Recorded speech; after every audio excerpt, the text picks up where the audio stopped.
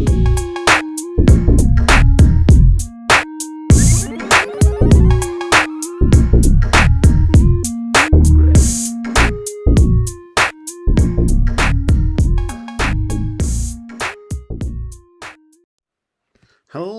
and welcome once again to another quick shot review. Movies, but quick. Now, if you're listening on the podcasting channel, we say thank you very much. If you're still listening through the YouTube channel, Cheap Shot Entertainment, again, thank you. Subscribe on either or both. It's entirely up to you. And please do enjoy my thoughts on Terrifier 3. Now, there was a big thing on this because it came out around the same time as Joker Folie à Deux. And if you listen to my last podcast about Joker, then you'll know how much I absolutely thought it was so boring.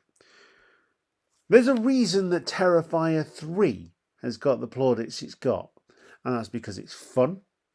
If you're a horror fan, it's gory, it's funny, and you've got a genuine future slasher icon, horror icon in Art the Clown.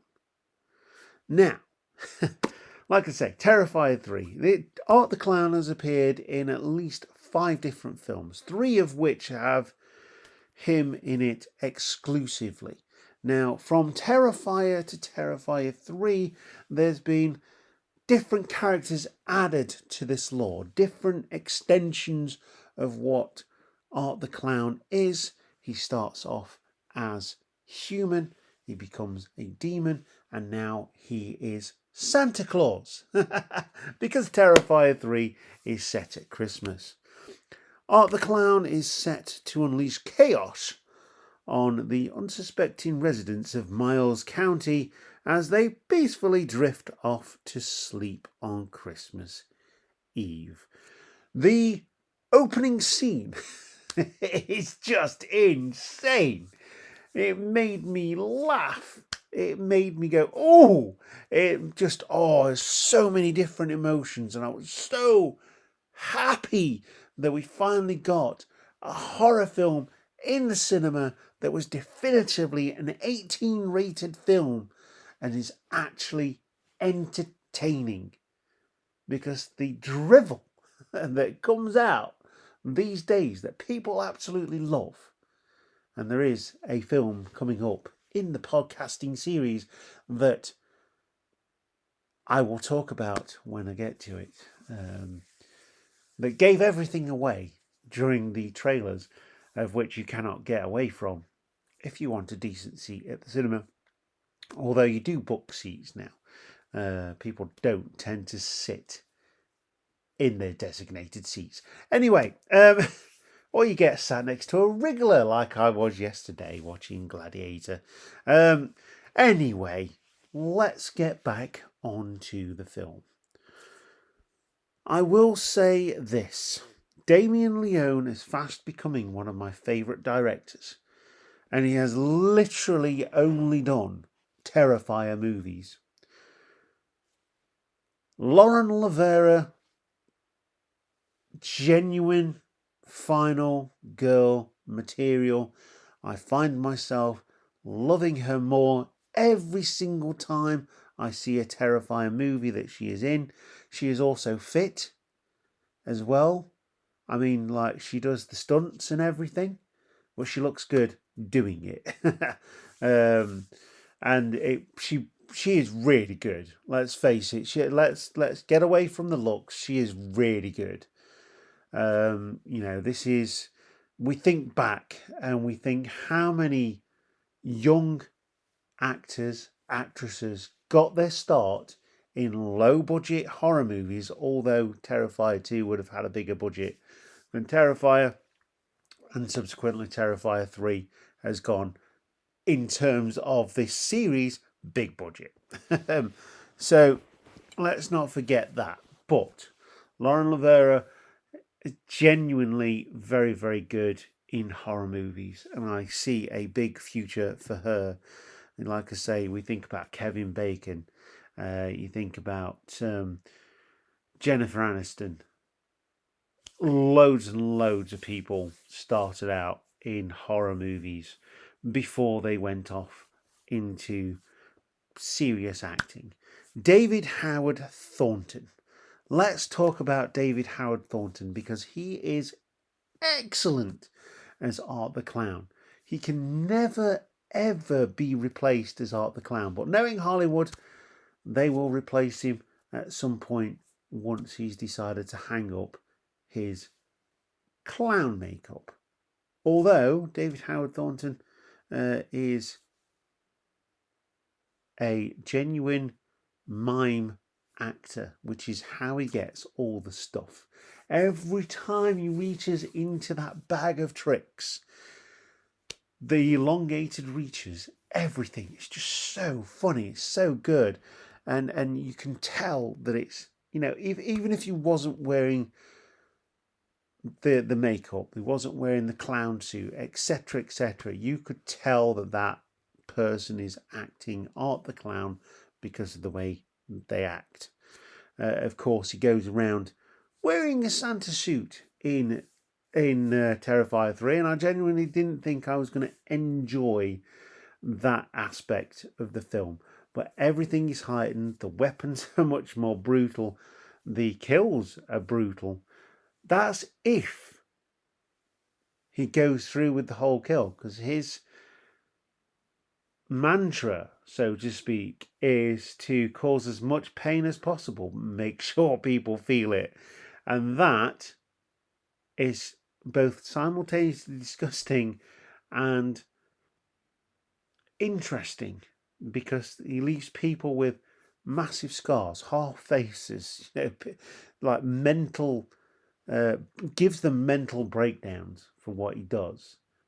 But he very rarely goes through with a kill. And when he does, he's almost like a child pulling apart Play-Doh, just does things. And it's so, like, the character is so good. So good. And, just everything. Even, like, bringing back the character from the first one, who is in a mental hospital, completely out there, and she is like, oh, just not, and plays the perfect sidekick to Art the Clown. You've then got like the continuation of the story from Terrifier 2, where Jonathan is at university, and Sienna is in town and she wants to meet up with him. It's all about that underlying family thing as well, that you'll always do anything for your family, and ultimately it plays into the hands of Art the Clown, and I don't want to give too much away, because if you do get to go and see this film, or you get to watch it, I mean, I think it's, by the time I'm recording this, like I said in my last episode, due to family bereavement, not being up to date with recording stuff, although I have still been going to the cinema because that is very important to me. The idea that Art the Clown is invincible. I mean, he picks his severed head up off the floor and and sews it back on, and he's there again. There's one particular scene where he walks past a window and sees Santa, and he's just, wow. I mean, it's just, you'll have probably seen clips of that on your travels, but try not to take in too many spoilers if you're going to try and watch this film, because it needs to be enjoyed purely for how fun it is. It's like Jason X times 1,000. It's just insane. I love it. Absolutely love it. One of my favourite films of the year. and certainly one of the films that I may just go out and buy on Blu-ray. I don't have many films on Blu-ray because obviously you can get it all digital now. I've got loads of DVDs, not many Blu-rays, and yeah, this is just good. So good. And we move on to the next episode, which is going to be another horror film, a remake in this case of Salem's Lot. And, that's been remade, I think, about 4 different times now. So, once again, thank you very much for listening. And I will see you next time. Goodbye, film fans.